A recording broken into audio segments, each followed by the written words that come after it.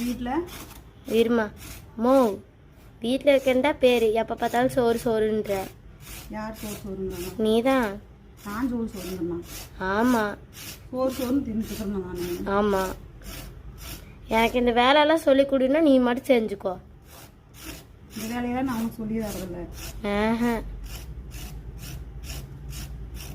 Kitchen பக்கம் விட்டா தானே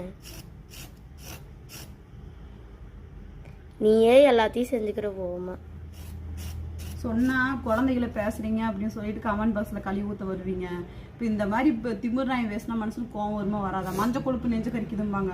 அந்த மாதிரி என் பிள்ளைக்கு இப்போ இன்னைக்கு மஞ்சள் கொழுப்பு நெஞ்சு கறிச்சிட்டு எங்கிட்ட வம்பு. அம்மா மஞ்சள் கொழுப்பெல்லாம் எனக்கு இல்லைம்மா, எனக்கு வெள்ளை கொழுப்பு தான்மா இருக்குது. எல்லாத்துக்கும் வெள்ளை கொழுப்பு தான் இருக்கும். வாய் கொழுப்பு அதிகமாகிடுச்சு.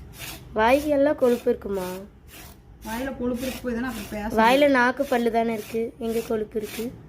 இப்போ நீ எதுக்கு ஓமா இருக்குல்லையா உனக்கு? முடிச்ச போகிறேன், அது ஒரு டவுட்டா, அதனால் செல்லை பார்த்துட்டு இருந்தேன் என்னது இப்படின்னு சர்ச் பண்ணி. ஒரு வேலை உருப்படியாக ஒரு வேலை செஞ்சு கொடுக்குறோம்ல வீட்டில் போட்டக்குள்ள ஒரு ஊடுவாசி கூட்டி தள்ளுறதில்ல. உன்னை ஏற்ற இருக்கும்போது நாங்களாம் எத்தனை வேலை செஞ்சுட்டு இருந்தோம் தெரியுமா? வீட்டில் வேலை செய்யணும்னா சோறு போட மாட்டாங்க. வீட்டில் வேலைக்கு எழுவணும், ஊடுவாசி கூட்டி தள்ளணும்.